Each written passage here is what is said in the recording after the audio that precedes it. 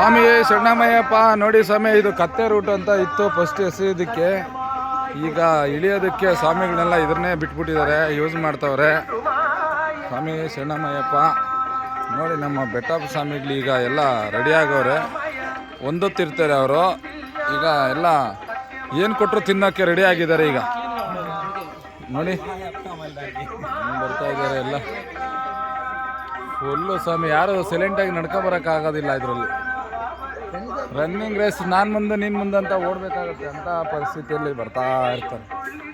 ಏನಂತೀರ ನೋಡಿ.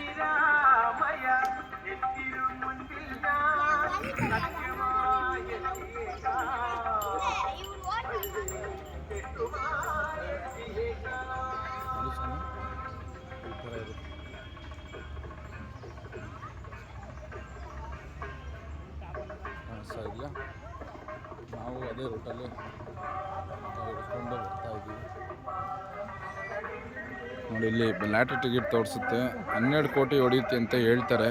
ಇನ್ನೂ ಇಲ್ಲಿದೆ ಕೇರಳದಲ್ಲಿ ಲಾಟ್ರಿ ಟಿಕೆಟ್ ಅನ್ನೋದಿದೆ. 300 ರೂಪಾಯಿ ಅಂತೆ, 300 ರೂಪೀಸ್ ಕೊಟ್ಟು ತೊಗೊಂಡ್ರೆ ಅದು 12 ಕೋಟಿ ಹೊಡೆಯುತ್ತೆ ಅಂತ ಹೇಳ್ತಾರೆ.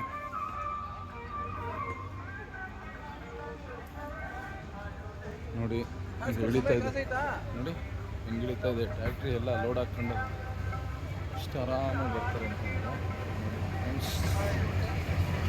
ಹೋಗ್ತಾ ಇರ್ತಾರೆ.